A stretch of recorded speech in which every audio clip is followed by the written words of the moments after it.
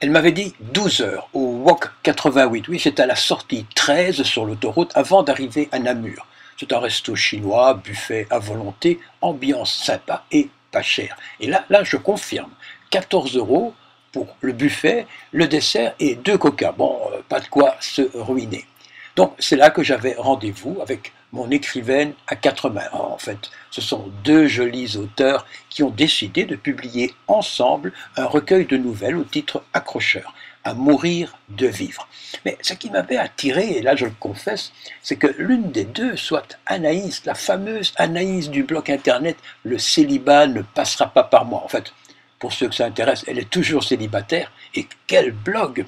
Plusieurs millions de clics. Bref, une petite bouffe bien agréable, puis on est parti en voiture jusque Villers, chez l'autre écrivaine, Rachel Colas.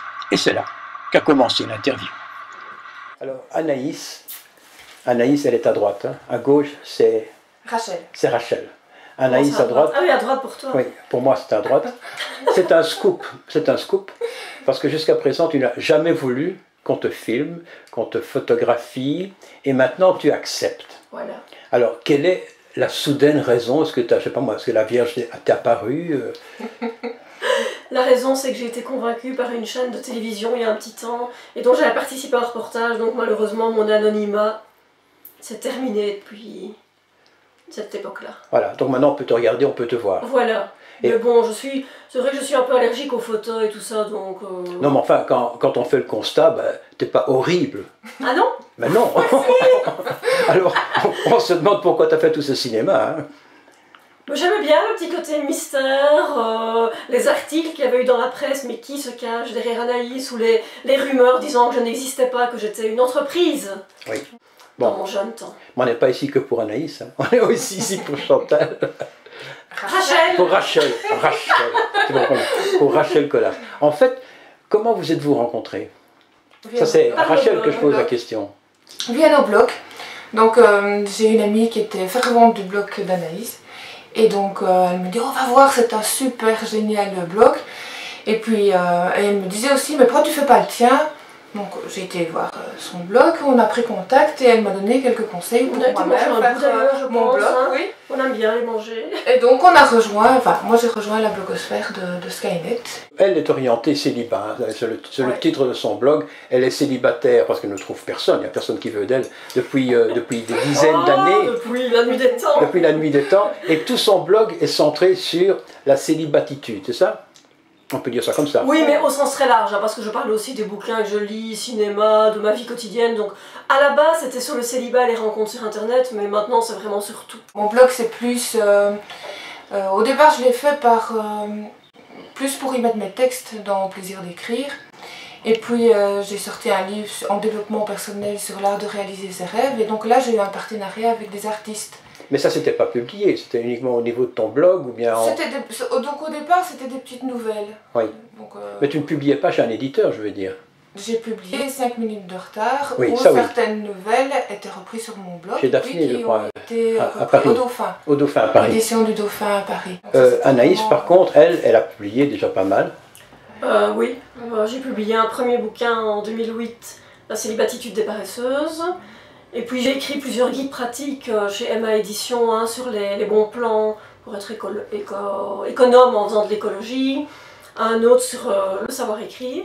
Donc c'était plutôt, disons, des guides pratiques. Des guides pratiques, hein, c'est pas un roman. Hein. Non, des guides pratiques, mais plein d'humour. Hein, plein d'humour. Oui, il fallait parce que... Pour les nuls, quoi. C'est-à-dire revoir... Pour les zéros, par exemple. Voilà, c'est ça. Et un guide sur l'orthographe, la conjugaison, mais avec humour, parce que sinon, c'est trop soporifique. Ensuite, je me suis orientée... J'ai réécrit un second livre sur le célibat, mais sous forme de journal avec des exercices à faire au quotidien. C'était assez rigolo. Et puis j'ai écrit... Pour rester célibataire ou pour ne plus le rester? Ni l'un ni l'autre. Pour être heureux en étant célibataire, et puis le hasard décidera de la vie. Si affinité. Voilà, et plus si affinité.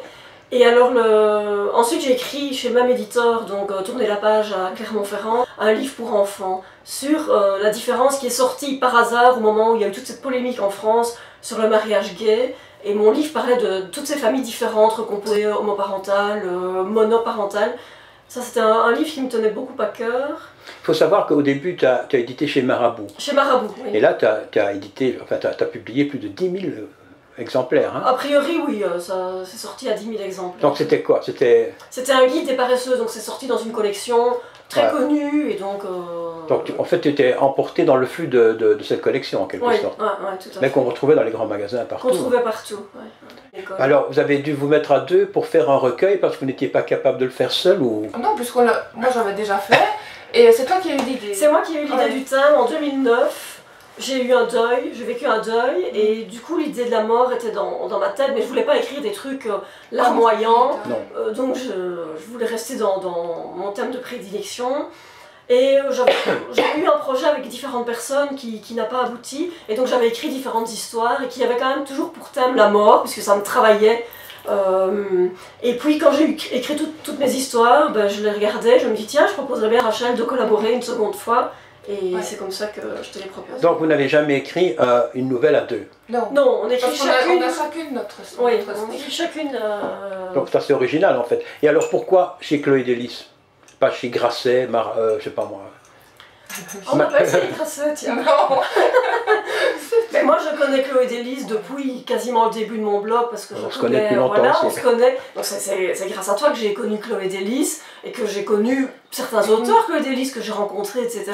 Cette folie qui a chez Chloé. Voilà, mais moi j'aime bien ce côté un peu famille aussi, enfin le côté petite cellule. Oui, et donc c'est comme ça qu'on en a parlé, et qu'on a proposé notre recueil à Chloé Délice. Donc c'est le premier chez Chloé Délice. C'est le premier chez Chloé Délice. Et vous allez faire quoi maintenant pour le faire connaître? Vous avez des blogs qui sont très actifs évidemment, ça va aider. Ah ben on va rameuter la foule en délire. On va en parler, mais bon, quand il sortira évidemment,